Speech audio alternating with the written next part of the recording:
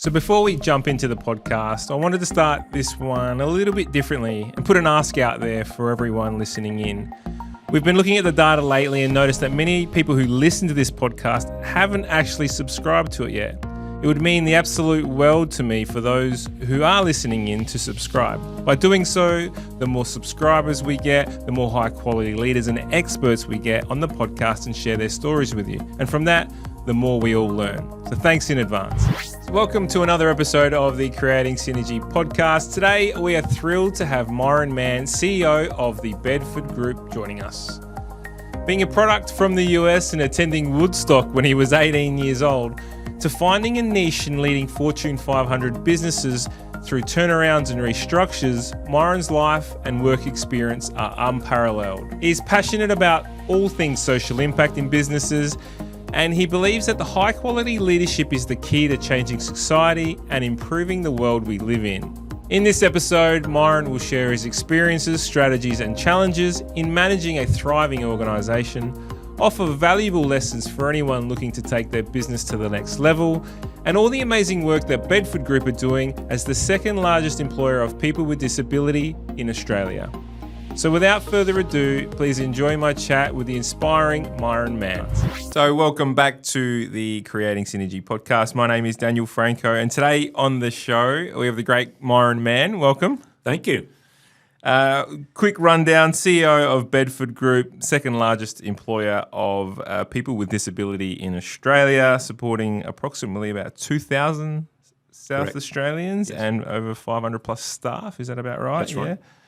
Yeah. Previously CEO of Sheridan, Australia. Correct. And many more other CEO gigs. We'll go into that a bit later, but you're an expert in turning businesses around. Is that what I'm likely to believe? That's what I try to be. That's what you're trying to do. You're passionate about great leadership, being a fellow of the Governor's Leadership Foundation. You were on the board there for 4 years, but you're also passionate about social impact. So we'll go into those sort of topics as we go through. But I am going to start off this podcast slightly differently. And it was because it was something that you wrote in your bio when you submitted that form to us. Right. And you said, I'll quote, "I'm one of the only few people in Australia that would have attended Woodstock." 1969. 1969. That's a long time ago. So were you 18 or were you old enough to attend? Like, how did that work back then? I had just turned 20. Just turned 20. There you go. So I was in university. Yeah, wow. And there was no advertising of Woodstock. It was word of mouth. Yeah, wow. I think, as you do in university, I think probably heard about it on a Wednesday and got on the road on Thursday. Yeah, wow. Off we went with no idea where we would go, what What it was really about, you were or in for. what we're going to experience. So what was it like? Like, what was the experience like? Well, I hate to say my memory's a bit foggy, Yeah, but just from the circumstances. Yeah. But it was a big farm field, Yep. raining, Yep. full of mud, most incredible lineup of performing artists Yeah. that you could possibly I was doing a bit of research on it. I know about Woodstock, but I didn't really know the depths of it until before. And I was like, wow. Like, the lineup. It just, and it sort of just happened. You know, it wasn't like one of these planned events, and people just continually rolled in over the weekend, and the music just kept going, and you couldn't always get close to the stage. Yeah. You know, if there was someone particular you wanted to see or like- whatever, like you Jimmy. try to get as close to the stage as Yeah. you could. But there were Yeah. just too many people trying to get there. and Unbelievable. Everybody was just sleeping. You know. Is there anything that sticks in your mind? Like, you know, you said your memory was foggy. I get that, but you know, considering the circumstances, is there anything that sticks in your mind? You look back on it at Woodstock and go, I can't believe I saw that, or I can't believe I witnessed that, or Yeah, well, I think the story that probably sticks out in my mind is even the journey to Woodstock. yeah, okay, We actually hitchhiked. Oh, wow. And it was probably a little over 1,000 miles to, yeah, wow, 1,600 kilometers to get there. And when we got to, so we started out in Virginia, and when we got to Washington, D.C., there's a big beltway that goes around Washington, D.C., and we got picked up by these two guys in a car, and they said that they had been around the whole beltway twice because they couldn't remember which exit they needed to get off. If we could point them onto the right exit, they would drive us as far as they were going. Yeah, wow. So I just remember this crazy two guys that picked us up. You wouldn't do that today. No. You couldn't do that today. No. In those days, you didn't feel unsafe at all. You just met people, talked to them. Well, what's interesting is probably safer these days, but there's so much more media, isn't there, really? I mean, that's why we wouldn't do it today, because it's so visibly available to see what can go wrong. Did you have the long locks and the mustache? Is that like what? I had a bit of an afro style. Oh, did you? My hair was actually quite curly if I let it grow, and so I looked the part. Yeah, well done. That's amazing. We won't spend too much time. Now, you also said you're a great cook. Is that correct? Well, everyone tells me that. Yeah, I got a bit of love for. I really enjoy cooking. Yeah, I find it relaxing, where most people find it stressful. Yeah. But, what's your best dish? I make a mean smoked salmon pasta. Oh, do you? Yeah, very good. Sort of a comfort food. This Sunday at your house is what I'm hearing. Absolutely. Invites in the mail. Beautiful. Yeah. So normally we would start off with a bit of context around your early years, and obviously we've just heard about Woodstock. But it'd be great to sort of understand. You are born in the US. Whereabouts? I was born in North Carolina. North Carolina. Lived there for 10 days. When my mother left the hospital, we relocated to Virginia, which is the next state up. Yeah, okay. On the East Coast. Yeah. So, and I grew up there. So provide some context. What does the early life of Myron Mann look like in the US? Look, it was probably, best childhood you could ever describe. I grew up in a small town of about 2,500 people in the foothills of the mountains, not that far from the Shenandoah Valley. Yeah. It was pretty normal day. I'd leave the house, come home by dark. My mother had no idea where I was. Those sort of things. There were no phones. If she needed me, she would put the word out. Somebody would. You knew everybody in town basically. So it was. Those were the days. Those pretty enjoyable days growing up.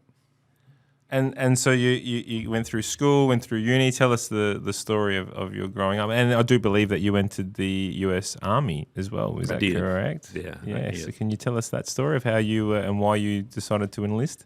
Sure. High school was fairly straightforward. Played all different types of sports. Basketball was my favorite. Good sport.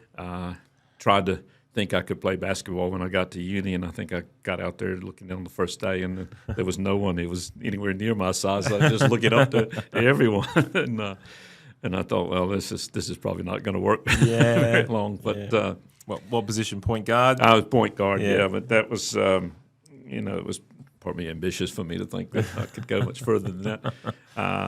And look, I went to uni. Started out, I was going to do a degree in pharmacy, which was a 2-year program at uni, then a 3-year program at the medical school.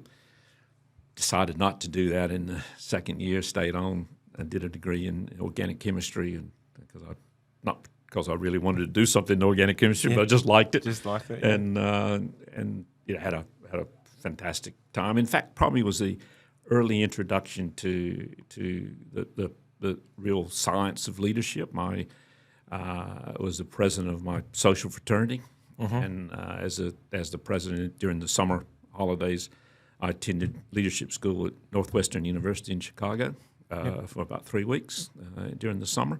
So it was an introduction to a little bit around what is leadership, and it's probably stuck with me since then. Yeah, very good.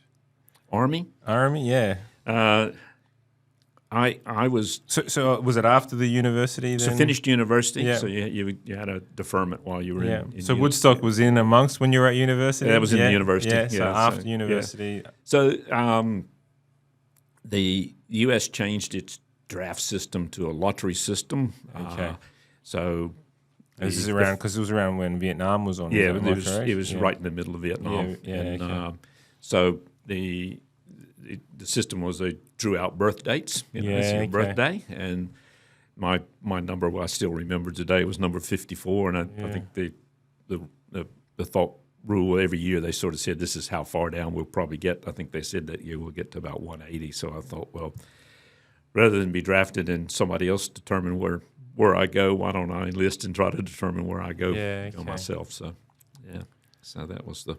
And you were in there. There was no getting around it. That was for sure. Did you serve in? I never went out of the States. I went through all the active duty training in the infantry and then wound up back in the reserves. It was just about the time I got to the West Coast, which is where they would send troops to Vietnam from. Yeah.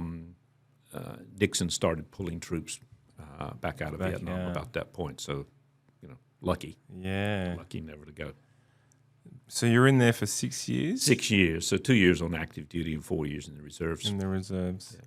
And just decided to leave because, or didn't see yourself? Never wanted to make it. Never wanted to make it a career. Yeah, it was just to fulfill the obligation. Do you look back now at your time in the Army and the reserves and think, oh, yeah, that actually set me up for life, my way of thinking, the discipline that I learned, something that I took away from one of the generals or the majors or whoever was in charge of you? Does that, is there anything that sort of sticks to mind for you in that space? Yeah, I actually think I actually think the Army would be good for everyone. Yeah. Not so much around the thought of fighting or anything like that, correct. but the what you learn, you learn independence more than you learn anything. You learn self-discipline. You learn to structure your day. You learn to structure yourself. You learn to manage yourself. And it probably one of the thing that sticks out in my mind the most. This will sound strange because it didn't come from a general or anyone. Yeah. It came from the guy who slept in the bed next to me in the first barracks I was in basic training. And I asked him why he joined the Army, and he said, "Well, the judge told me I could join the Army or I could go to jail for life." And I said, "Well, what did you do?" And he said, "Well, they tried to say I murdered a guy, but I didn't." Anyway, so here I got this guy sleeping next to me who's been sent to the Army. And I noticed that when we were doing the training that he was really, really struggling with how to read a map. And so I actually taught him how to read a map. And it was sort of a moment where I realized, we came from very different backgrounds. And we wound up in the Army for completely different reasons. But he was forever thankful that because it helped him get through his basic training. Yeah. I love that story. Yeah. I whether it's the Army or I think you can apply the same methodology to sport when you're playing in a team. I remember growing up down at Henley playing for Henley Sharks Football Club, and at the time there was, and there possibly still is, there was a lot of housing trust in that area, a low socioeconomic area, and the different types of people, young men that were in my football team, we were in all different walks of life, going through different, there were fathers and mothers that were alcoholic, drug addicts versus the affluent, right? So it was just this concoction of young men coming together, but playing for the same thing. Like one coach telling us, this is our game plan, this is our strategy, this is our ultimate goal, and then working together to try to achieve that goal and utilising all the different personalities. Yeah. And I actually just think it's a beautiful thing. I've pushed my children into team sport, basketball they play as well, for that very reason. I just think it adds so much value to someone's life. Yeah, I think it does. And the Army was just one big team. Yeah. Yeah, they just had one way of doing it, and you had no option but to do it their way. Yeah, well, there's a little bit more riding on when you are in the Army, and you do when you are serving. I mean, it is about life now, isn't it, as opposed to just winning a game. Very much so. Yeah.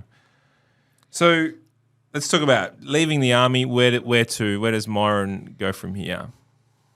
Well, I actually had a job offer before I went in the Army, which they put on hold, which was not unusual in the U.S. Most companies were very responsible and say, well, if you're going in the Army to serve, then we'll put the job offer on hold, and when you're back, if you want it, we'll make it available. You're doing your bit for the country, aren't you? Yeah, so I went to work for a Fortune 500 textile company, just as a management trainee. Yep. What was the company name? Are they still around these days? Or? They're no longer. Yeah. Well, they're offshoots of it around. It was called Burlington Industries. Turnover was about $3 billion. At that time, so it was a big company. Pretty big, yeah. International company. At that time, it's pretty big. Sort of 35,000 employees across the world. So you were just one of many. I don't know. They probably hired 400 or 500 management trainees a year. And time would filter those out. Some went forward with the company. Some went other directions. But it was a very structured training program. Everything from lessons in how to dress properly to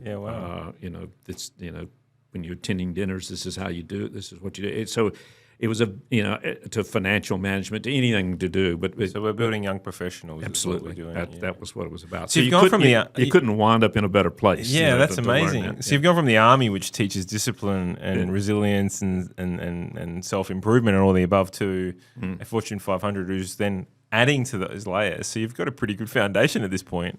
Well, you do. Yeah. You do. I remember one of the guys that I worked for, who was one of the vice presidents of manufacturing at the time, because of my science degree, I was sort of pushed that direction towards manufacturing.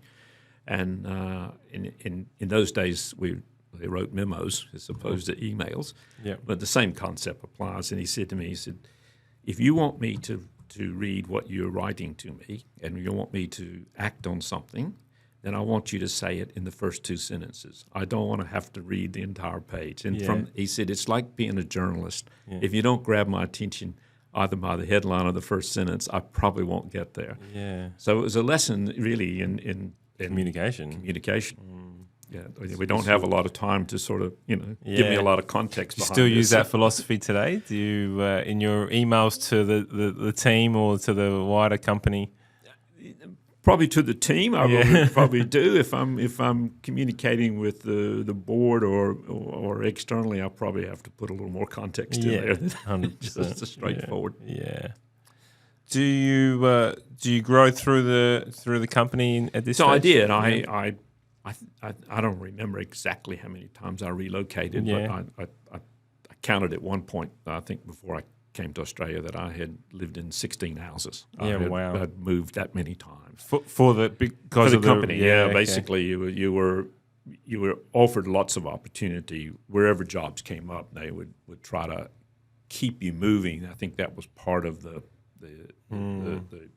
strategy in retaining talent was to keep challenging and keep putting them in bigger jobs and keep moving, which meant generally relocating, but they had a very generous relocation policy. It wasn't hard to say yes to relocate. It was just you didn't have any roots tied down anywhere. But I wasn't working in my hometown anyway, so I was the moving didn't really make. Did you have family to anything at this point? I had my wife and I were moving around. I got married pretty soon after you started. Yeah, so, very good. Yeah. The moving though. So was the moving always tied to a promotion, or is that how you sort of generally, just moved up? Generally, moved up in the ranks? It was tied to a promotion or a bigger role of some sort. Yeah. The way of management back then would have been slightly different, and what you would have learnt back then would have changed a lot these days. Is there anything that still holds true if you remember from all those learnings from a Fortune 500 back in those days? I think coming along, you learn to accept the fact that you could never be ready. Yeah, you had to take the opportunity when it was offered. So at 29, I think I had something like 1,200 people under me. Yeah, wow. So it was pretty quick. Yeah, and I wouldn't have said I was ready. I was really learning on the job. Yeah, and I think there are a lot of global companies today, the successful companies that do challenge their employees. And I think I would just say to anyone who might be listening that, if the opportunity comes, grab it. Yeah. Step into the ambiguity. Absolutely. Trust yourself. Did you, 29 years old, running 1,200 odd people, was there anything that sticks out in your mind at that point? I mean, that would be an overwhelming responsibility for someone of that age. Yeah. And I'm not saying that you weren't equipped, but what was it about you that they saw that they thought, yeah, this is someone that could do it? Or was it, sorry for a lack of a better way of explaining, was it you were in the right place at the right time, therefore, There's always probably some of that. Yeah. I think also most people who get those opportunities probably have someone in the background who's sort of sponsoring them in a way. And I think I had a fairly early mentor in the training part of it who probably recognized that I did have leadership potential and management potential, and probably pushed to get me that opportunity on a number of those times. So. I think, it happens generally that someone has an influence and they influence other people. And if you get the opportunity and you're successful, then you're pretty much on your way at that point. So advice in that is stay passionate, stay true, do what you say you're going to do. Is that the... we'll probably talk about it a little bit later. Yeah. But, I have one sort of overriding sort of view about managing and leading, and it really comes down to managing expectations. Yeah, okay. Whether that's in a relationship or whether it's in business or whatever it might be in, if you're not on the same page with everyone, then somebody's going to get disappointed at some point. It's just being clear about that, isn't it? Just the clarity around. We will go into that as we get through. So what happens next? Where do you grow? You grow into this position, decide. At what point do you come to Australia? And I think I read somewhere that you've lived in 3 different countries. Did you move country? Was all those moves within the US? So all that was in the US. Yeah. I did do a little bit of work for the company in Italy. For a while, mainly just a project, which ultimately sort of got me to Australia in a funny sort of way. Yeah. I left that company and went with another Fortune 500 company who was trying to start up a new division. So I gained some experience in another company, which is always helpful. I think I think if you stay in the same organization for a long time, used to be people had an entire career in one sort of organization. These days, I think people benefit by getting experience elsewhere. So I was with this. I moved and I was with this other company, and I was continually being called about this job opportunity in Australia, and by a headhunter out of New York. And in those days, headhunters did recruit. They didn't actually just take applications. Yeah. And I had some exposure to them through the consulting work I'd done in Italy, because they had been part of that project team. Okay. So that's how they got to know me, and I got to know them. And they would call, and I'd say, look, I'm not even sure I even know where Australia is, so I have to actually look it up here. Yeah, wow. Well, I mean, I knew from... You'd heard of the country. Well, but I mean, it's funny when you live and grow up in the U.S. I mean, it's so big and so insular, and you read all the time about most people don't even have a passport. Most people in the U.S. don't wake up worried about what's going on in the rest of the world or what's the exchange rate or any of those sorts of things, because it doesn't actually affect their life that much. Yeah, that's amazing. So it's very different than living outside of the U.S., I've found. And your perspective on what goes on in the U.S. changes a great deal too, living outside. Yeah, what do you think that is? Is it just the amount of people? I mean, there's other countries with more people, but is there... What is the... outside of the big cities... Yeah.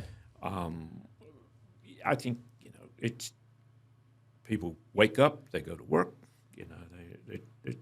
They're not really, or in their minds, they're not significantly influenced by what's going on rest of the world. And if you're living in the big cities, you're probably more in touch with it. The news is probably a little more in your face, and probably have some maybe some involvement somewhere that you have some more knowledge about it than others. But if you're a cattle farmer in Kansas and you wake up and go out, you're probably not too worried about what's going on in the rest of the world. Look, you see it. I mean, with the world of social media these days, there's these TikTok videos going around of some people who they're interviewing in. Some of them will say, "Where do you think Argentina is?" And one of them will go, "I don't know. Is that in Indiana?" Like they have no idea. No. Their first thought is never outside the US. Correct. It's always inside. Yeah, it's really interesting. Yeah.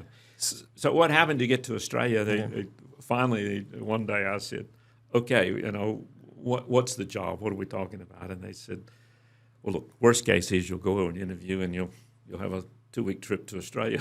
And I said, "Okay, I will." And I came to Australia and I met with the owners of the business, and we flew around Australia and visited all the many sites that they had in the business. It was a reasonable sized business, turned over about $500 million. And what was your thoughts of Australia like coming in? I thought it was fantastic. I absolutely loved it. I mean, but you're staying in Double Bay in Sydney, and why wouldn't you love it? Yeah, 100%.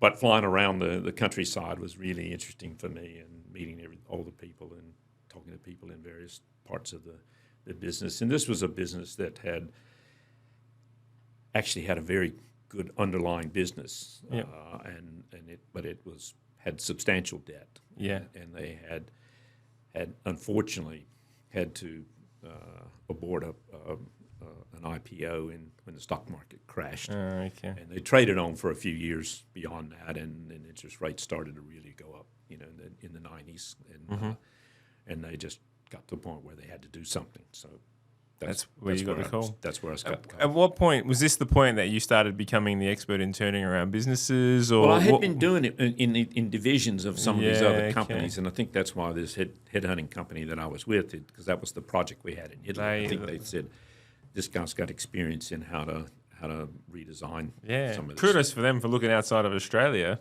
Or were they already outside of Australia? Like the company, so the company that you worked with in Italy, the recruitment company, where were they based? They were based out of New York. They were based in New York. Okay, so they had heard of this opportunity in Australia. They were working. They had an office in Australia, and they were working with this company, and had also been involved in some of the early Labor government policies around textile clothing and footwear and that sort of thing. Yeah. And so this company, is this the one that ends up becoming Sheridan? Well, it owns Sheridan. It owns Sheridan. It's the parent company of Sheridan. Okay. So part of the solution when we finally got to a solution for it was to sell Sheridan. Basically. Okay. Very good. And restructure the rest of it. Yeah. It's the only towels that I had in my house for a long time, was the Sheridan towel. My wife's obsessed. They're still the best. Yeah, they are very good. And they had that reputation on a worldwide basis. Yeah. So you've moved to Australia. Where did you set up in Sydney? Brought the family over, everything? Yeah, came over and... children at this point? One son. One son. And we lived on the North Shore of Sydney in St Ives. So office was in Surrey Hills. So, a little bit of a drive and commute every day, but wasn't too bad. And so what'd you do? What was your job? What was the main role the main role, it was funny because the first time I sat down with the board, in the interviewing process, I said, I'm really an operational person. You've got 22 different lenders in this lending syndicate who want $100 million repaid. They were putting pressure on the company, so something had to happen. And I said, that's not my expertise. It's not what I do or what I have done, But so we agreed on how we would manage that, and I brought in a CFO that had a lot of experience in that area. But so together we partnered and managed all those banks at the same time we were restructuring all the operations. So so it was a lot involved. We had worldwide operations, so we had subsidiary companies in the U.S., in the U.K., in Japan, and New Zealand, and so I probably for 3 or 4 years there was on a plane every 8 weeks. Yeah, wow. Around the world. Qantas loved me. Yeah, but a lot of lounge food. I'm not sure my family did. Yeah, yeah. A lot of time away. Yeah. The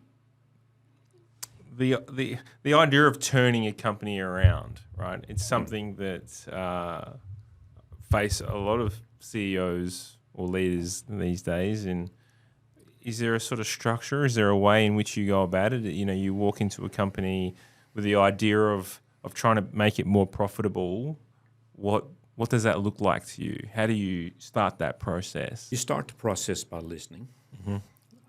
I think I've developed a knack of listening to what people are saying who generally know what's wrong. Mm-hmm.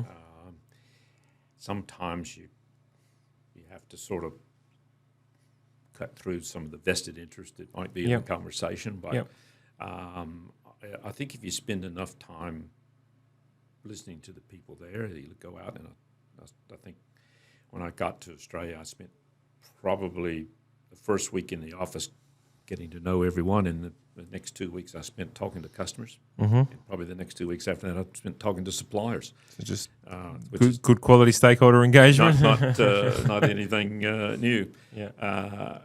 And then I think there's the one rule I would say, and if you're looking at turning around something, and in all the turnarounds that I've done, they haven't all been financial. Yeah, okay. They could have been the fact that the company's lost its way, or it's culturally, or the brand hasn't, brand's starting to drift, one way or the other, that sort of thing. So it's not always financial. Financial's generally the more difficult. It's hard to do things if you don't have cash, but no doubt. But the one thing that you really have to focus on is the fact that it's highly unlikely, or this is my opinion, it's highly unlikely that doing what you're doing better is going to actually change anything.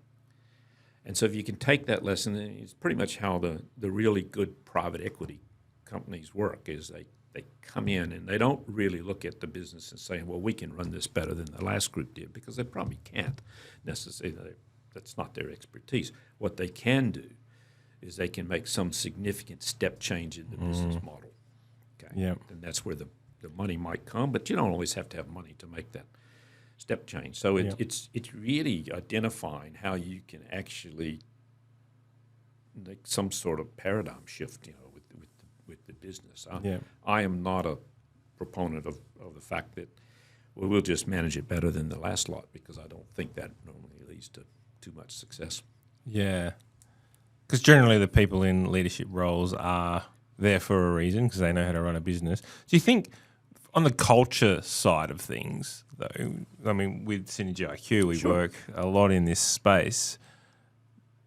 Do you think that you can continue doing the same things if the culture is not where it needs to be, if it's toxic, by just merely tweaking and improving? Obviously, it takes a long time to do that.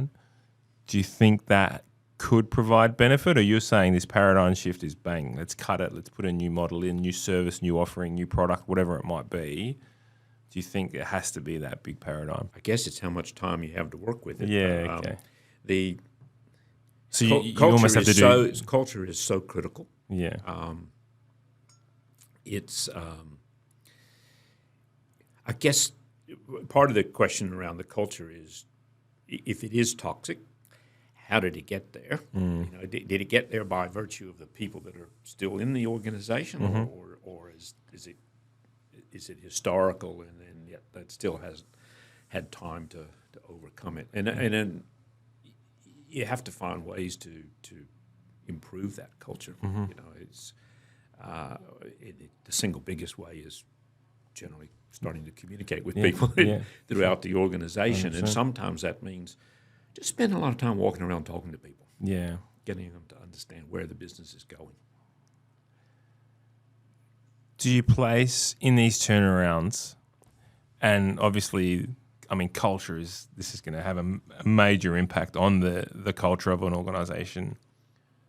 Do you look at your leadership team Is that the first thing that you look at and go, the quality of my leadership team is not where I need this company to be in order to turn it around?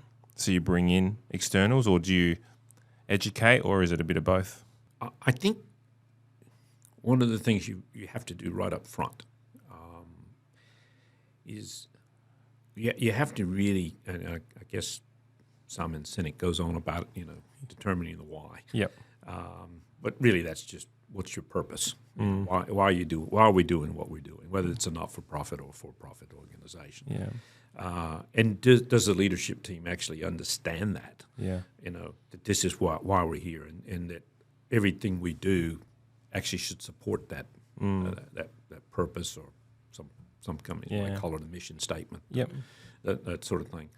And then I think you also have to examine what does this leadership team, what are the real beliefs that they have, and if you can extract that out of them, then you can start to determine whether or not the leadership team is going to have to change, or is it just, does it just need the guidance to get it to where it needs to be? It's probably rare in a situation where the leadership team doesn't change. Sometimes voluntarily people decide, I don't want to be part of this. It's not how it used to be, therefore I'm not as comfortable, whatever it might be. That affords you an opportunity to make those changes. Sometimes you just have to make that hard decision. Yeah. I think a new leader coming in who's been headhunted to come in to turn things around, there's almost an expectation that the leadership of the organisation might change in that, isn't there? If a great CEO has retired and a new CEO comes in, then there's probably less need for some change. There will still probably be some, but there's probably less need for that change. I would agree with that. I see your point. You go from here, so you're working, and then you end up, so this parent company owns Sheridan. You come in, you turn around. Did you fix it? Did it work? Well, we did. So in the middle of that, there's a bit of a life change. Which, I wound up, my marriage broke up. Yep. Got divorced. And had more than one. I just child, still had the one child at that time. So that was, never easy. No, never would be. Do you think, looking back, that it's the excess travelling would have all influenced it? Yeah, the amount of time spent, and maybe we'll talk about it a little bit later. The sort of second half of life, how it can differ from the first half of life. I'm reading a book now that's all about that. But what's the book called? It's called Strength from Strength to Strength. Yeah, okay. It's written by a professor at Harvard Business School and the Harvard Kennedy School, which is the government school. Yeah. And I actually did a course under him this year, and we actually struck up a relationship in emailing and talking. Oh, excellent. And it's a fabulous book. If you don't have time to read it, he does a podcast with Simon Sinek where they summarize the book. Brilliant. So from strength to strength. Yeah, Arthur Brooks is his name. Arthur Brooks. Yeah. So the tagline is finding success, happiness, and true purpose in the second half of life. So if you're over 40, I would say you should read this book. Yeah. It really, there's scientific evidence about how the brain changes. Yes. From the early stages to the latter stages, and what brings happiness. Very good. Yeah. I often ask the question on this podcast to CEOs and the leaders and anyone who's out there sort of trying to realize their visions is, how do you manage the loving relationships that you have whilst trying to pursue your visions? It's possibly one of the number one things that I struggle with. One of my core values is growth, but also one of my other core values is family. Yeah. And so I just have this intersection that I'm constantly faced with and just do not know how to manage that in the way in which I would like to. And I don't know that there is a one size fits all, but it's, what is your thoughts on that? Well, I'm very fortunate. I met a lovely lady, and I'm married now with two other children. Beautiful. With two daughters, and she's probably been the biggest influence in my life, other than probably my parents in early stages. I mean, she has an uncanny knack for communication and I have had emails from her. I already see that. Yes. and so and is taught me a lot. Yeah. Great. And we actually became really good friends for a long time before we got married. Yep. And so that probably plays into the relationship as well. Yeah. But, and she's been the real driver of this concept of expectation.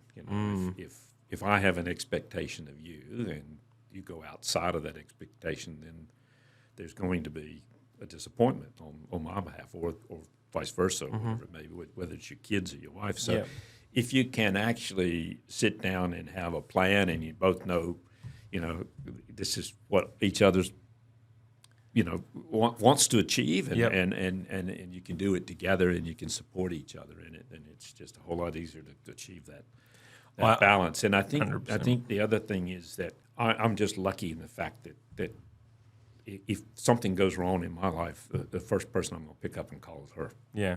Where other people might pick up and call their mate or whatever. It's the other way around for me. Yeah. Yeah. I love that. Yeah. I love the expectation thing. I have this debate. I wouldn't call it argument. I have this debate many a time with a lot of people, actually, and it's more around it is around expectations, where people may have. I'm not just saying my wife, but it might be my parents. It might be my sister. It could be anyone. My children. Could be your children. They have these expectations of me as a father, a brother, or a son, a husband, you name it. And my response to them is, well, that's your expectation of me. I have my own expectations of myself. Yeah. So we have different perspectives on this. And something that we talk about a lot with SynergyIQ when we're going through change is there is a framework of change, and perspectives is one of those pieces in that framework. And if you were to think of an intersection, I talked about if you think of an intersection in the middle of the street, and there is this car accident in the middle of the intersection, and Myron, you're standing on one corner and I'm on the opposite corner, and we see this car accident. We see the exact same car accident, but from two different perspectives, right? Yep. You see the little black cat that ran across the road, and I see the guy in the back car on his phone texting. Yep. None of us are wrong, but we both have different perspectives. And I often treat that with relationships is I think it's unfair for you to get angry at me or to judge me or whatever it might be with the expectations that you've created in your mind of what I should do. Therefore, the way we overcome that is exactly with what you said, which was clear communication and clear understanding of what we are doing. And I don't think it's any different with your team here or your business partner. If you're not on the same page in terms of expectations, then you'll wind up having that same sort of disappointment that happens. So I think when you're managing a team, and like I have an executive team now, I need to be really, really clear, and we need to spend whatever time we need to make sure that we all understand that this is what is expected, and this is what they expect of me in return. How often would you meet with your team and communicate those expectations? Is it daily, weekly, monthly? What does it look like for you? Or is it just most of my team I meet one-on-one monthly. Yep. I have two new execs that I meet fortnightly with. I find that if you try to meet weekly, there's not enough time gone by that much has changed or much has happened. You need to give them time and space to get things done. To work on that. So, is there a structure in which you would use to have it to clearly communicate? Say executive meeting. What are the non-negotiables that happen within that meeting? How do you? And obviously nothing confidential, but from more of a structure, right? These are our initiatives. These are our KPIs. You're talking about the one-on-one. Yeah, the one-on-one, because it's a really interesting fact that there's a lot of CEOs out there, or there's a lot of leaders out there who don't have the regular meetings with their team, right? It might be a group team meeting or whatever it is, but it's not the one-on-one. And the one-on-one is where you can create those expectations, isn't it? Well, we have executive meetings, and we have 3 executive meetings a month. Yep. There's 1 week in the month where we don't. But the one-on-ones are less operational. They're more around what's working, what's not working, what support do you need for what. Let's talk about what's not working and why it's not working.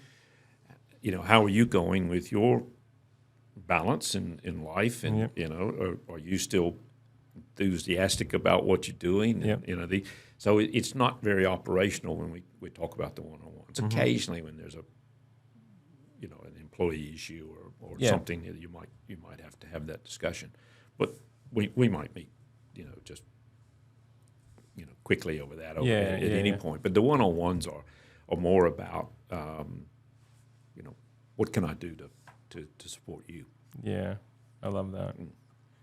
All right, so let's wind back. That's a rabbit hole that we went down. So you had a life-changing moment. Life-changing moment, remarried. Yeah. Now 2 daughters come later, but Beautiful. This is all happening about the time that we are we're breaking this textile company into parts and restructuring it. So So your role was it I was CEO? the CEO of the parent Yep. company. There was a GM of the Sheridan business. Yep. But as it turned out, I found the buyer for Sheridan. They happened to come out of the U.S. I knew them. Yep.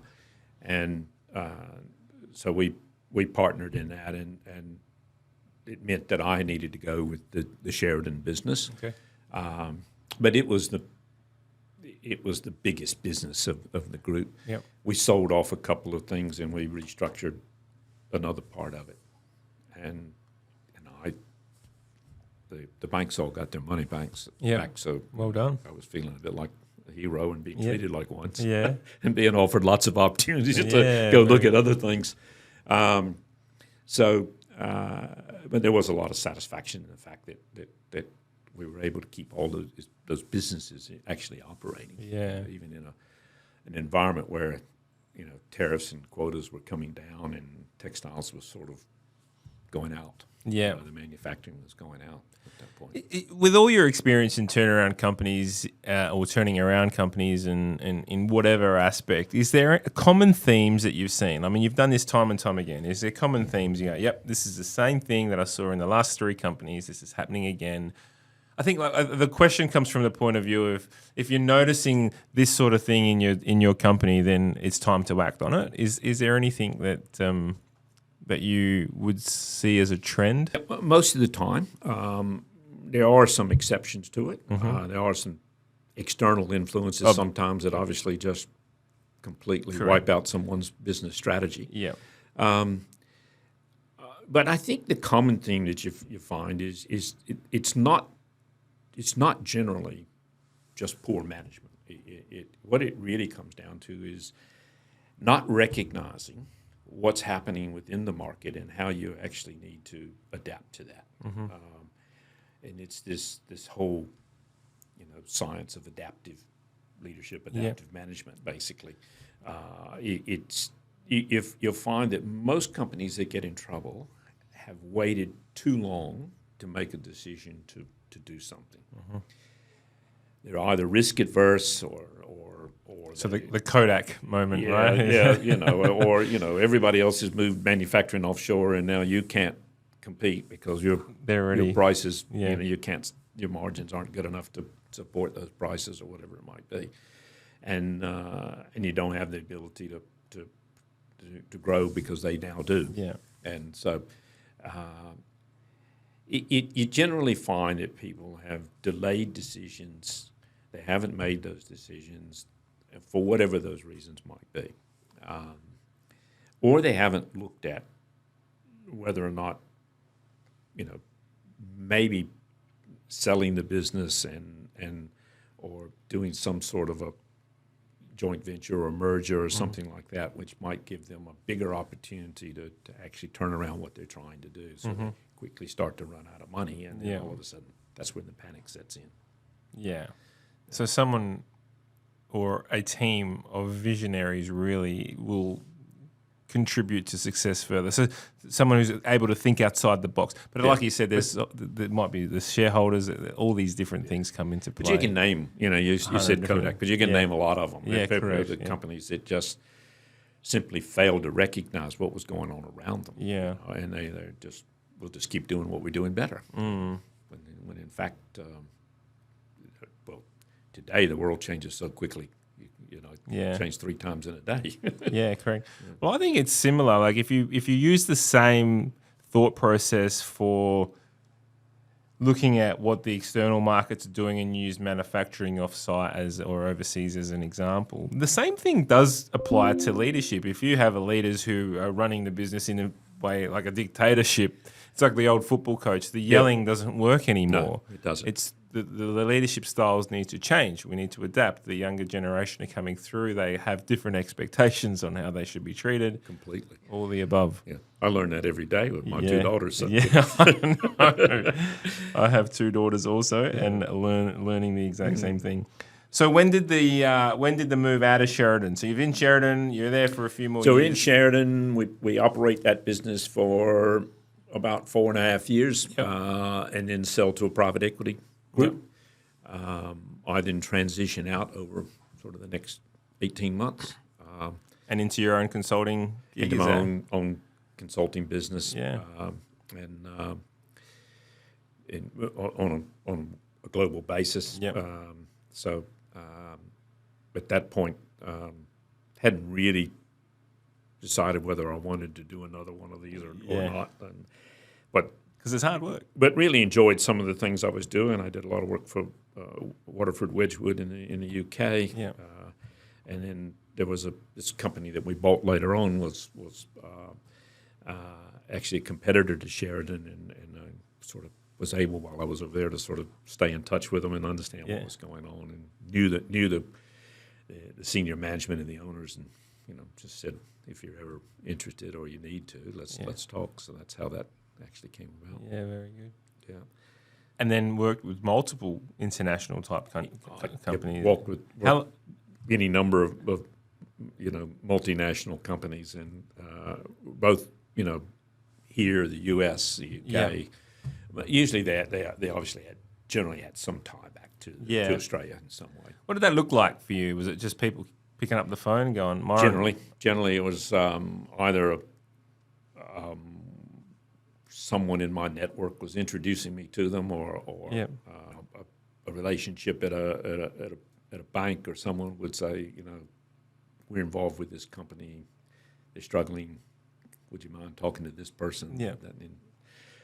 I guess over time, a lot of times I would go in and do some advisory work, and then that would often lead to becoming the CEO or taking a. Well, this is the Bedford scenario. Bedford, and then a couple of others prior to that.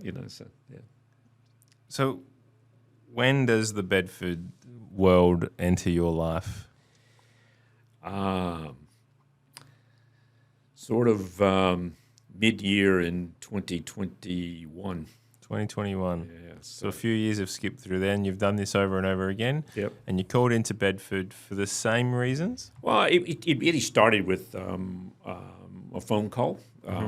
Again, Bedford needs to have a look at some of its commercial operations. Would you mind having a conversation with the then CEO? And so that's where it started. And, did some advisory work for 6 to 8 weeks, and then so would you step in as the chief operating officer and run the commercial side? And then sort of 7-8 months later, it was, would you step into the CEO? Well, they went through a recruiting process. I stuck my hand up and was fortunate enough to get the gig. Yeah. So why move away from the consulting back into CEO gigs? Like, it seems like you've done that a few times. what was it about the CEO role that always attracts you back? Well, in Bedford, I don't know that it was the CEO role that attracted me back, okay. basically, to join them as the COO. It probably gets explained in this book that I just told you about a little bit around the fact that there is this sort of shift in your psyche and the way your brain operates. In the second half of life, you really get more happiness out of mentoring and coaching and teaching and guiding and real those sorts of things. And I had never worked for a not-for-profit, even though not-for-profits the size of Bedford really do have to run as a proper business. Correct. There's a lot of money flows through the bank accounts. I'd never worked for a not-for-profit, so there was a lot to learn about that. And the purpose of a not-for-profit is absolutely paramount. I mean, that is the only. They don't have shareholders. That's why they're there. Yeah. And it was just something about what I could see when I went in there was that this whole world of disability employment and services for people with disability had shifted from state government funding to NDIS. The business model had been completely flipped on its head, whereas wages used to be subsidized. Now there's no wage subsidy. There's payment for supports and those sorts of things. And yet most organizations like Bedford were still sort of standing like frozen in the headlights trying to work out, okay, what do we do? How are we going to do this? And I saw that as a real challenge. I saw that as a real opportunity to make this step change in the way things needed to be done. And so it sort of attracted me back in to take up the challenge. For those who are listening who might not know, the wonderful work that is happening out at Bedford, can you give us a bit of a rundown on or give us an overview of Bedford and, its overall mission? Sure. Well, Bedford really exists for one reason, and the purpose is really, really simple. I mean, we're there to support people with disability to live the life they choose. Yep. Now, that sounds like a broad, sweeping statement, but it's true, and it's everything that we do, every decision we make, every investment we make, it has to fit that purpose, and that purpose sits right at the top of every board paper, every agenda, so that it reminds us that this is why we're here. Yeah. So when you say to live the life that they choose, what does that mean to you and the team? So if you look across the services that Bedford provides. We want to provide as much choice so that people have the same choice that you and I do. Yeah. So if I look at it from an employment standpoint, there will be we deal primarily in intellectual disability. Okay. Yeah. There's about 2,000 people with intellectual disability employed in South Australia. We've got about a little over 50% of those at Bedford. That's a broad spectrum of cohort. From fairly low functioning clients to very high functioning clients, and we want first to give them a choice to come to have a job, the dignity of a job, if that's what they're looking for. We want them to be able to come to a safe environment where they know that they're welcomed and they're safe. They feel safe there. Their parents and carers can feel they're safe there, but they have a choice. So if I want to learn to do this job, or I want to move this job, and I want to progress, just like I had that choice when I started out my career, they have that choice, and we want to provide as many of those opportunities we can to be able to move from where you may not be in a highly productive role to even moving into open employment would be the greatest thing that we've ever seen for people with an intellectual disability, and a lot of people do. Yeah. They travel that journey, and they do. When it comes to things like our day options and our experiences with community activities, they're really designed around building capacity, building understanding of how to do things. Sometimes it might be personal, sometimes it might be social, whatever it may be. Yeah. And the accommodation side of our business is in supported independent living is for people who need that support, but are prepared and willing and want to live independently. We can provide that opportunity for them. So they go and come just like anyone else will, but they have those supports 24/7. So it's an amazing thing. I want to expand on my knowledge of what you just said there, which was the dignity of having a job. Can you expand on that for me? Like I'm really, I think for me, we talked about perspectives. I would love to understand the perspective of someone who has to think that, or who believes that this job will provide them more dignity. Can you expand on that? Well, I guess if you kind of look at it in its rawest form, it's very hard for someone with an intellectual disability to find a job. Mm-hmm. There are not many employers who are willing to employ them. They probably look at them it's a risk. Yep. It's a concern for work health and safety. Yep. Yep. Is it going to slow down other employees? Yep. All those sorts of things. So there are not a lot of jobs in the open employment market. And if you want a job and you have the ability to do a job, it really is a blow to your self-esteem if people don't want to accept you, just because you have a disability. Mm-hmm. And I think places like Bedford and other organizations, across Australia who do have disability employment opportunities, people love coming to work at these places. It's a community. If you talk, there was a recent survey done by an organization called Our Voice Australia. Something like 90% of the supported employees in disability employment said they loved working where they were working. That you just wouldn't find that in any sector anywhere. That sort of thing. And so it's not just the dignity. There's a lot of socializing. We have lots of people who find partners and get married, and great. all those sorts of things. It's there's no doubt there's some respite for parents. In fact, there's an economic benefit to parents if their child, for example, is working at Bedford. We don't employ anyone under 18, but if I say child, they might be 30. Yeah. But it gives them for both parents could work, while the child's working. So there's an economic benefit to the family. So it's far greater than the sort of idea of just I'm sent here so I can have a job. Yeah. It's around self-esteem. So we talked about your transition into the company as CEO, and you mentioned purpose being one of those leading indicators for you to become the CEO.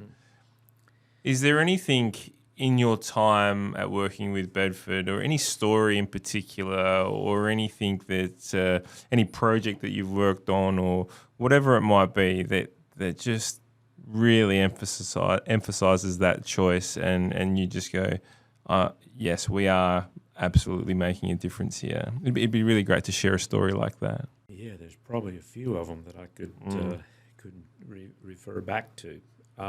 We have employees that they have aspirations, like anyone else. Yep. And so every year we do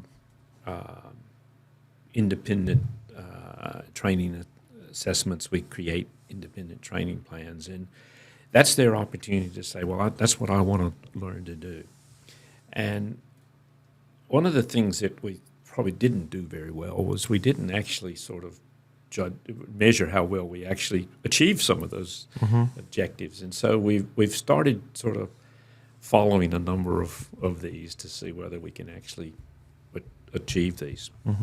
And we've had some client, and we've had one just recently in our landscaping business who is now, he wanted to earn his Cert 3 in landscaping. So he's earned his Cert 2. He's now earned his Cert 3 from TAFE, and he's now taking a supervisory role in, as opposed to just as a production role, and so I think the lesson to learn out of this is that if people have goals and aspirations and they're willing to actually put the time and effort into it, let's make sure that we're actually supporting that, and let's make sure that they're getting every opportunity to do that.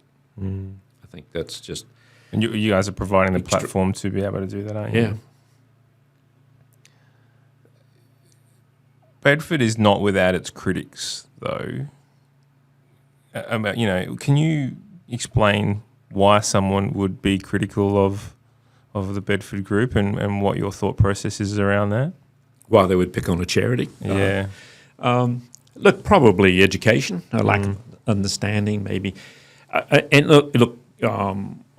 In some cases, criticism might be justified. Yep. But probably not the criticism is probably not necessarily just Bedford. It might be the sector itself. Yep. And I think we'll probably hear that when the Royal Commission in Disability actually releases its findings. I think they won't be critical of any one provider necessarily. No, I think it's the industry. They'll be critical of the federal government and the sector and the way it's designed. Most of the criticism that I hear around Bedford is a little bit lack of education, lack of understanding of how things work. There's people who are critical of the wages that are paid, for example. Well, those wages there is a wage assessment tool that is approved by the Fair Work Commission. It's essentially a measure of productivity, as compared to, if I have a disability, I might be measured up against what you can do in this job versus what I can do. And if I can do 50% of that, then my wage probably sits around that 50% mark. There's a calculator that works that. And then there's a supported wage award, which provides those wages. And the criticism will often be around that these are much lower than minimum wage, and they probably are, because otherwise it's very difficult to find work for people to do and actually be competitive in the commercial world. Yep. There are ways around that. There are better ways to do it. I think we are getting some influence with Fair Work at the moment. Fair Work's coming out with now they're going to have one wage assessment. They're going to have independent assessors as opposed to Bedford doing the assessment, which I think is all very beneficial. Yep. The wages will be higher. They're moving up, but they're still not there. So one of the things that we're trying to do is to create a pathway internally through having our own open employment, become the market maker. I said there are very few jobs out there for people, but become the market maker in offering those jobs in open employment at full award wages, not a supported wage, so that people can come in at this point and they can move all the way through, or if they have the capacity, go straight there. There's still some barriers to that with the way that the disability support pension works through Centrelink, and the benefits that are attached to that support pension are absolutely very valuable and necessary for people with disability. And you can get to a point, if you're working too many hours and making too much money, you can lose that support pension. And I think that's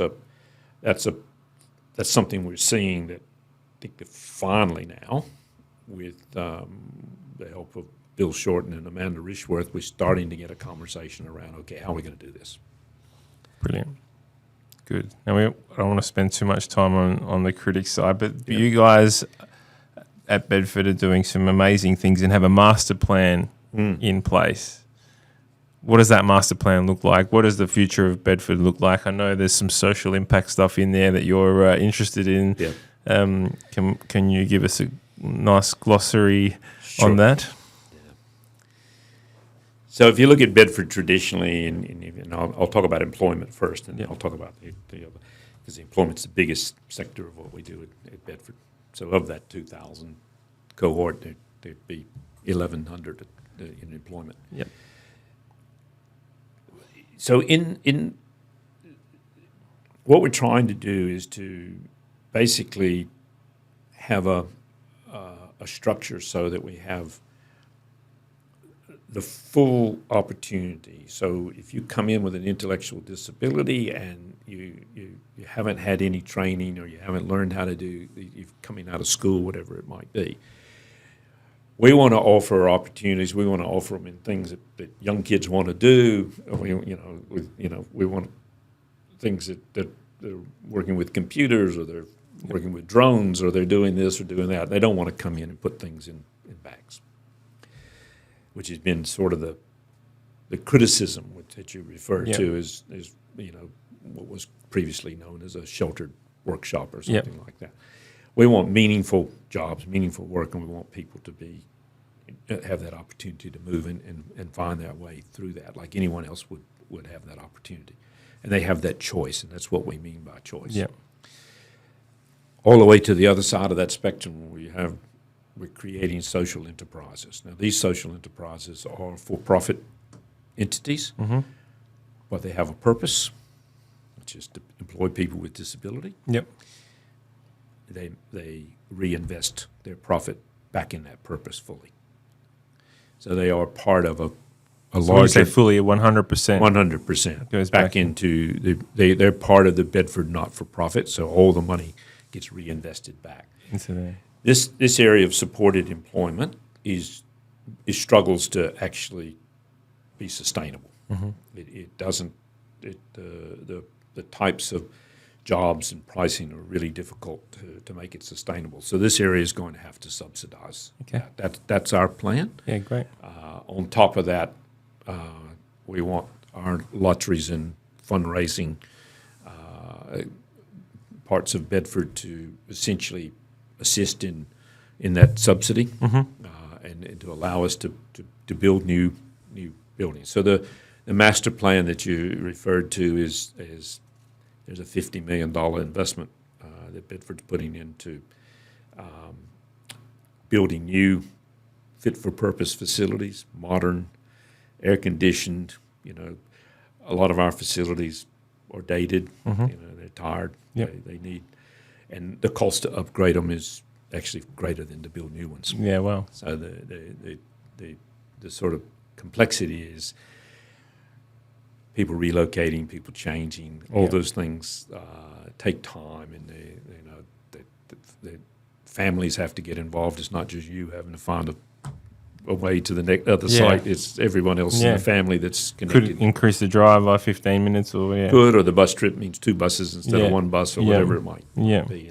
And we go through all that. We have support people who will ride the bus, teach them, make sure that people know how to do it, all that sort of thing. So the idea really behind this, and there's a movement sort of worldwide when you talk about social enterprises. And I know some of your previous podcasts, there's been a lot of conversation around them. Eloise Hall, who you know quite well from Taboo Period Products. She's a remarkable human being. She is. And those social enterprises is really a movement globally these days. I think the generation today is really, really focused on in social good, and compared to my generation, grew up in the 70s and 80s where it was just go. Wherever I can get some money. Yeah. Exactly. And so I think the world is changing in that perspective. And so these social enterprises are really designed to give people with intellectual disability and all abilities an opportunity to do what they want to do, live the dream. So social enterprise as a topic is something that you are passionate about. I know your daughters are involved with social enterprise. Is that correct, or no? They just no. They're just friends with people who are... they're friends with people who are, but I think probably what I said to you at one point was I just watch the companies that they buy from and they shop with. That's true. Always have some sort of social impact. They do. And so they pick and choose who they buy from based on what they know that social impact to be. So they have that consciousness around that. They absolutely do. So what type of businesses should look at social impact? Like, is it something that they turn their model? Because to me, when I was listening to Eloise speak, and we've met a few times after to talk about the operating model of the business and the way it all works, but for me, it does seem a little bit more complex than the traditional model. It's not as easy to run a social impact when you are putting that profit back into it. So someone like Bedford, who on the side builds the social impact, that money then goes back into the cause. It's great. And there's also another business potentially feeding the cash. Cash is always king, right? Absolutely. There are some companies that struggle to find investment because the profits are going back to the cause. Yep. And that seems to be the issue I see. Is that something that you would see as well? Yeah, and this is really where I'm spending a lot of time trying to. I see it probably. I think, interestingly, I went to the Social Enterprise World Forum, which happened to be in Brisbane in September last year. And I went to a debate about what the definition of a social enterprise actually was. It's probably a good starting point that we could talk about. Yeah. And one side was sort of arguing, well, the debate was really whether it should have a definition. One side was arguing that it should, and this is what the definition was, and the other side was arguing, well, it really shouldn't have a definition. It's really about the social impact. It's not about what the structure looks like, or do I take external capital into my business to grow, or any of those sorts of things. It was, but in the world that we're operating in, and I'm trying to understand for me, I think it's a matter of how do you balance the financial and the social performance, and so you have to measure both, and how do you give whoever supplies the capital, whether that happens to be Bedford through its own balance sheet or an external investor in our social enterprise, how do we give them both financial return and the ESG return, basically, with the S in the ESG. But and there is a lot of capital out there looking to invest in that area. So these social enterprises,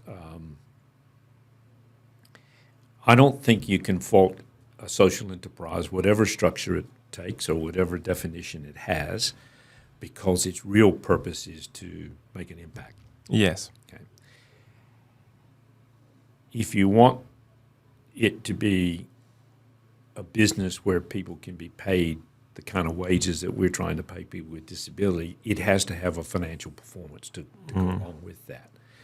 But at the same time, it has to have a social performance, and that social performance has to be measured. We need to know what that impact is. So in our social enterprises, we're working with Flinders University and their social impact area to actually create the metrics right from the very start as to how do we collect the data, how do we know exactly what that impact that we're having is. And part of that impact might be for the benefit of taxpayers, because people are earning higher wages, they're paying more tax, they're not being supported through government schemes or whatever it may be. There are lots of ways for social impact to occur, but it's a tricky world of trying to understand how you do this. I mean, we said earlier, cash is king, right? And the more cash you have, the more ability to have an impact. That's kind of the way I've always thought about it, right? So you see. So say you do have let's use the Taboo period product as an example. They have this amazing product that they need money to create, and the more that they create, the more impact they can have. And that's kind of what I'm saying here. But when investment is tough to find because the returns go back into the and then it becomes philanthropic. More than it does. Exactly. And then that money is much harder to find when you're looking for the philanthropic. And it is, and probably it's growing in Australia, but it's not as big as it is in the North US, America or Europe, basically. So I think that's the part, because you see these, and there's a few really great social impact enterprise in South Australia, and you want the best for them, but Yep. like money is always the stickler. If you're going to increase that impact, then the business you're running is going to have to grow in order Correct. for that to happen. Correct. So yes, you can have an impact, but it's always going to be pretty much in Confined. one spot and confined. You're right. 100%. How do you see? How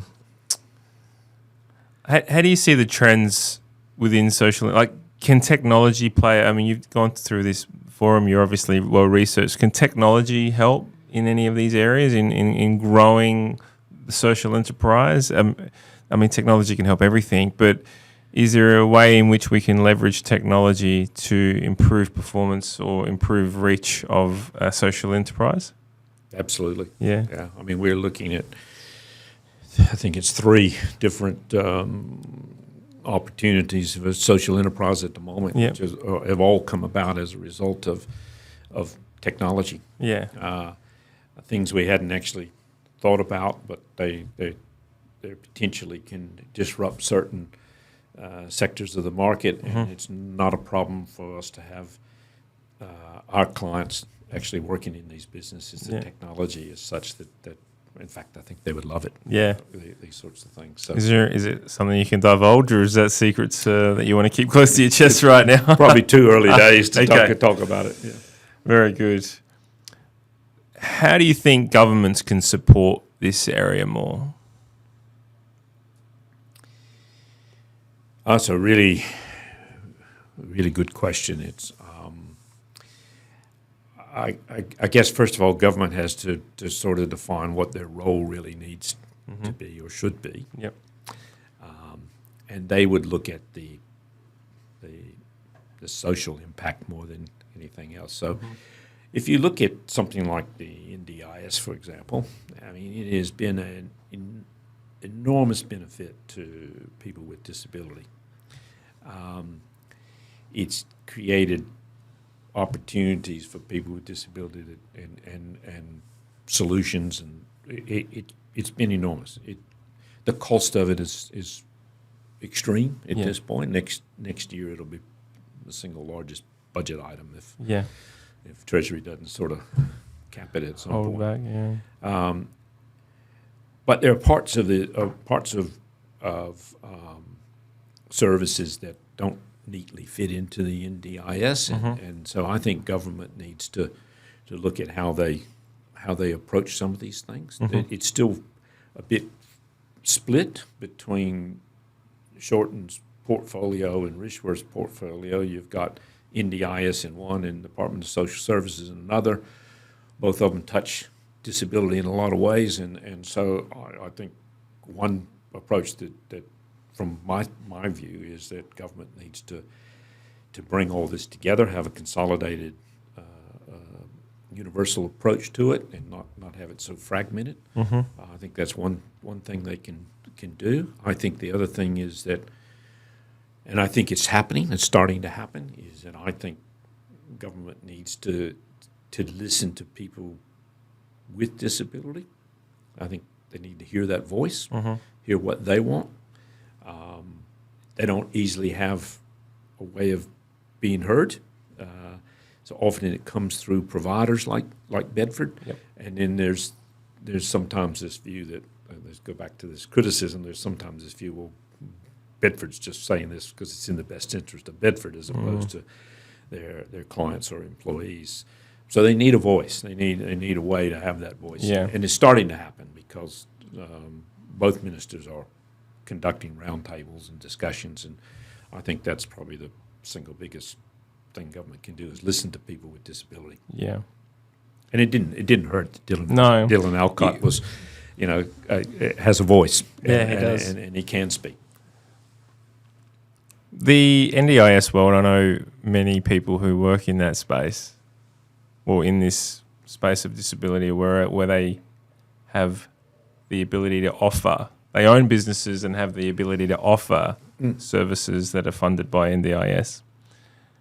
It does seem somewhat like a cash grab for a lot of people, and there has been news articles, and there has been Today Tonight, all these sort of scenarios, 60 Minutes, where there have been some fraud. There is a bit of fraud going on. Does it feel like to you it's a foolproof system, or is there needs to be a bit of work? She talked about the budget going to be bigger and bigger, but yet there are these other businesses that are taking advantage. I'm not saying Bedford is, but I'm just suggesting that does the systems feel right to you right now? Oh, look, I think any time you have government spending $35 billion, and there's going to be people trying to take advantage of it. Yeah. No different than the aged care scenarios we've seen,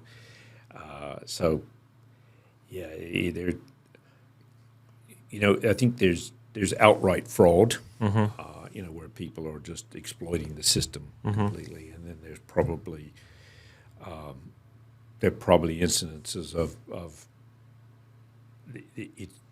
the systems are very rudimentary, with the NDIS and most of the providers. So there are probably instances where things aren't always the way they should be, but I don't think there's any intentional fraud in that. I think there's the fraud that they're talking about is through organized crime and through people who really are trying to rort the system, siphon their way through. Yeah, very good. The answer is, what would be beneficial would be to build systems where the providers are properly linked into an NDIS portal, instead of having everybody off doing their own thing. Yeah. Makes sense. A bit like Centrelink. If you can do it, the ATO, you can fill out your tax return. Correct. NDIS needs to get to that. Yeah. The model's there, right? Yeah, absolutely. Yeah. Copy paste. Yeah. Before we start rounding up, you are very interested in the leadership, and you're a fellow of the Governor's Leadership Foundation. I just want to ask a few questions around leadership, and what advice do you have for other CEOs or aspiring CEOs or entrepreneurs around their own leadership development? Because self-actualization is critical in all this. It is. Look, I think you have to want to learn, and I think you need to put yourself in a position to learn. Yep. Like I said, I just did this course at Harvard last year. Yep.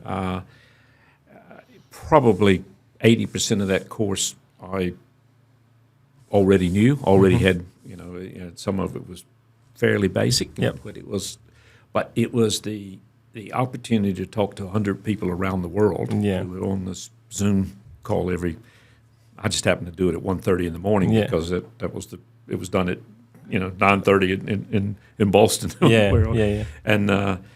And they were, in my study group, I had people from Africa, people from Scandinavia, Europe, and South America. So, I was just trying to listen to everything they were saying about what they were doing in these various organizations to learn from them, and it was, I think you got to put the time into it to learn it. Leadership is as much a science as it is something you're born with. Yeah, no doubt. And it's also about the person that you are leading or the people that you are leading as well. And I think leadership in its basic, all the way down, is really just about caring for people around you. And you were talking about that little thing where I might be sitting here and you're sitting there, and we saw this accident happen, and we saw it completely differently. And I think you find that when you really have an understanding of leadership, you'll understand that everyone comes at something from a different angle, and the more diversity you can include in that, and the more ideas you get from different angles, the better results you'll wind up with. I think one of the things you learn in the governor's leadership program is not only to do what you described and look at the problem, but then flip it around and put yourself in the other side of it and look as the problem. Yeah. And see if you can actually understand that, where this side's coming from as opposed to me. Because often in a management position, you say, well, we just need to do this. Yeah. When in fact, all the people around you might not actually agree. We just need to do that because you haven't considered all of these things. Yeah. And so I think it's just having that ability to again, just surround yourself with people who and create that environment where people will talk to you about it. Mm. I love that. I think last time we spoke, you said something to me, and I wrote it. I wrote it down, and you said business is a set of problems that need to be resolved. That was my wife's definition. Oh, that was your wife's definition. Yeah. Well, there you go. So, kudos. But the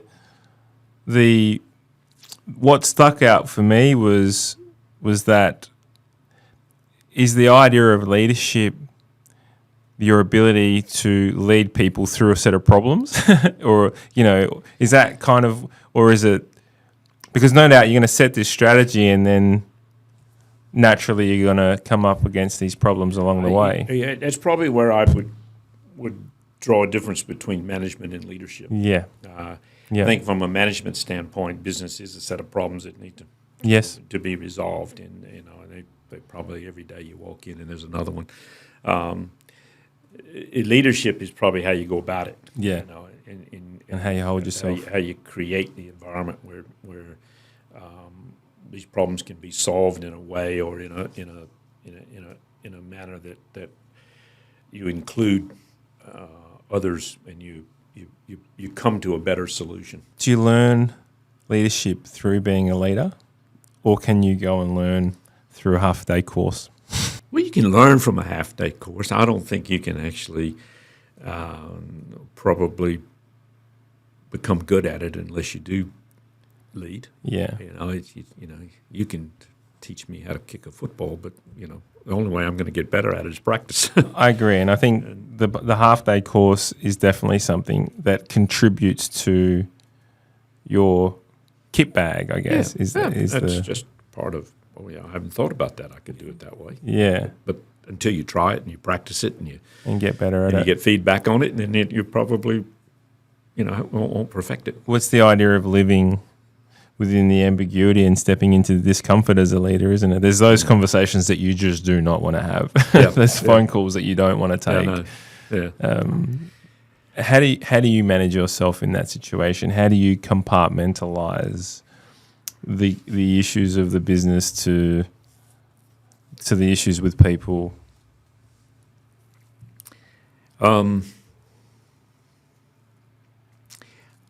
probably feel a bit lucky in the sense that I think I do it almost naturally, whereas I know other people struggle to compartmentalize those sorts of things. I think the thing you have to really do is you have to understand that almost all the time when you get into these situations you're talking about, there's emotion involved.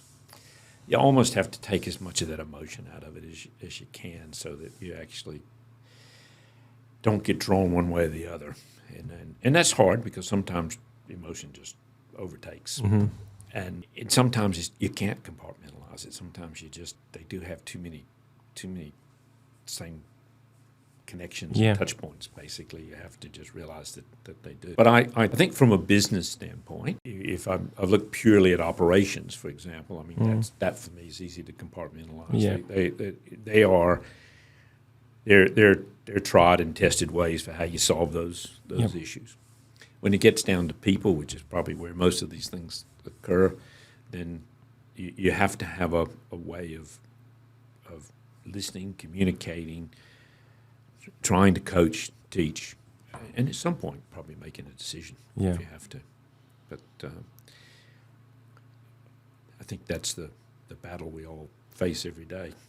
Look, I'm a young leader and young CEO. I want to make a dent on this world, and there are situations that pop up daily where that sickening stomach feeling, I mean, you would have felt it. Absolutely. Does it Does it become less and less over the years? Does experience push that away? No. What probably helps is you learn to trust yourself. Where in the early days, you probably sitting here, thinking, am I reading the situation right, or am I understanding all this? If I make this decision, you learn to trust yourself. And I think over time, the more you trust yourself, then the more you do have that confidence that yep, the sickening feeling still comes. Yeah. Oh, here we go again. Yeah. And then then you generally have experience, and you probably start to say, okay, well, this is how I need to dissect this. Yeah. I think that's one thing that I've been told numerous times is that I need to start trusting myself more. Yeah. It's hard. What does that look like? I trust in my ability to have a great conversation. I trust in my ability to, but as someone who has and walks on the edge of perfectionism, the trusting is difficult because, yes, I have a growth mindset. I'm happy to make mistakes, but when you're dealing with people and you're dealing with livelihoods potentially, and mistakes, you don't want them to happen. They're not the type of mistakes you want to make, right? They're not, and I look back on my career, and there are probably one or two times when I regret doing what I did around a people problem or a situation. I think I could have managed it better, and I hope that I learned from it. It's even more gut wrenching than the problem itself. But maybe don't try to be the perfectionist. Yeah. I think it's really hard to walk that line to be the perfectionist, because you'll often find you're not making a decision because you're trying to get that perfect solution. Yeah. When in fact making a decision and that doing something and making progress is probably more beneficial than trying to wait till you get to that. Agreed. Yeah, I mean I'm definitely not saying perfectionism is a trait that you want in your repertoire. It's something. When I say I walk the line of it, it's the. I think it's probably got more to do with the inability. Well, I don't want to hurt people, or I don't want to upset people is probably a better way of putting it. And I think the older you get and the more experienced you get, and I don't mean this in a selfish way, the less you worry about what other people think. It's when I say other people, I mean the sort of broader community. Yeah. Who may criticize you for what you did, because that decision may be between you and that individual that you're needing to make a decision. Yeah, they haven't got the perspective, have they? Yeah, right. So the rest of them are looking at it from whatever information they have. One thing that I'm working on, I work with a lot of people, and as you can imagine, running this podcast, I have a kit bag of mentors in my pocket, right, sure. where I can call people on a whim and ask them a question. I was given advice the other day saying that I'm listening to too many people. And I'm interested in your thoughts on that. Can you have too much advice as a CEO or as a leader of an organization coming in that it becomes overwhelming, that then you get the analysis paralysis and you don't know what to do with it? Because you listen to so many great people and you listen to all their advice, some contradict each other, and then you're left with, well... I would probably say you can have too much advice. I think it can cause you to be questioning your own judgment, when you're getting different opinions from different places. And I think, there, again, this probably comes back to learning to trust your judgment. It's hard to say don't listen to other people, don't reach out to other people to get those opinions, because I think that's what helped form some of the it's about what you do with those opinions, isn't it? Yeah, but I think how do you then sort of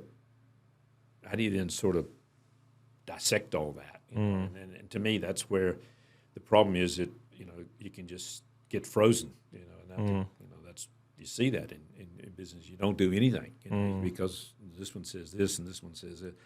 I think you have to come up with a solution and say, well, okay, if I go that way, this is where I'm going. If I go, once you know where you're going, once you've got clarity of purpose and clarity of plan, that advice will probably either support that purpose and plan or it'll be contrary to it. I would always go with where it supports that purpose and plan. If you got clarity in the purpose of what you're doing, which you guys do. Yeah. Oh yeah, I think these scenarios are not just things that I'm grappling with. It's all leaders, isn't it? Well, you see it in you follow the news with government. I mean, you're getting advice from everybody. And then nothing happens. Yeah, this circle spin. One last question that I do want to ask before we jump into the quick fire questions is how much of your decision making do you rely on gut versus logic? I trust my gut. Yeah. And often my gut will be because I've had an experience somewhere that's not dissimilar to the situation. Yeah. Or I don't find that I have too many times that logic and gut are that different. I might have some times where logic and gut are very similar, but back to the last question, a lot of other people's opinion might be different from mine. Yeah. And I probably will trust my gut. Yeah. If you take the responsibility and you say, okay, I'm accountable for this, so I have to trust my own gut here, and I'll be accountable for whatever the decision I make. I love it. Beautiful. Excellent. All right, let's jump into some quick fire questions before we round up. First question is, what are you reading right now? But you've answered that already. Well, I'm reading two books. I'm reading this From Strength to Strength, and I'm reading a book called Youthquake 4.0. Okay. Which was written by a futurist out of New South Wales, and it's written around the young generation and what he calls the fourth industrial revolution. So it's quite interesting. Youthquake 4.0. What's happening in that space? Well, read the book. Yeah, we'll read the book, but I just love watching how these futurists deduct these things. But basically, it's just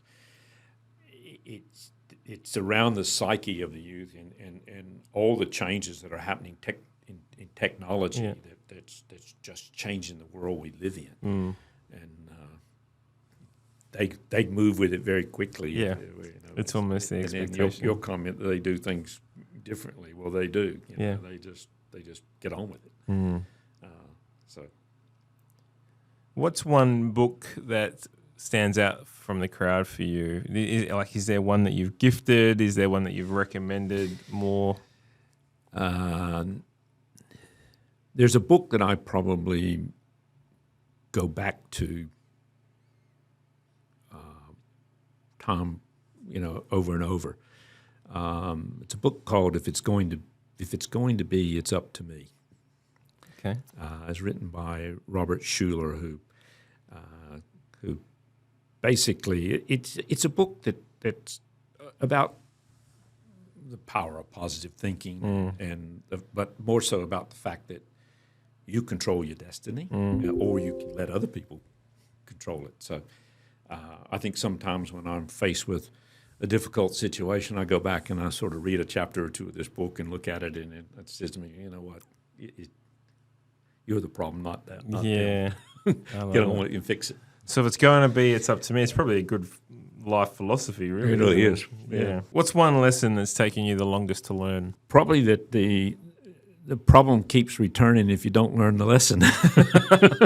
Very true.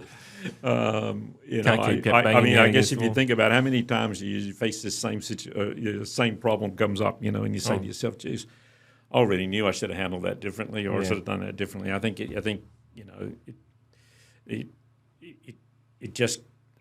there's almost this sort of inertia around you that sort of if you don't learn the lesson, then the test is coming back. Yeah, well, that's an Einstein thing, isn't it? You can't keep banging your head against the wall and expecting different results. That's right. Yeah, so, exactly. 100%. 3 people that you could invite for dinner, who would they be? Dead or alive? Whoever you want. Oh, that's a hard one for me.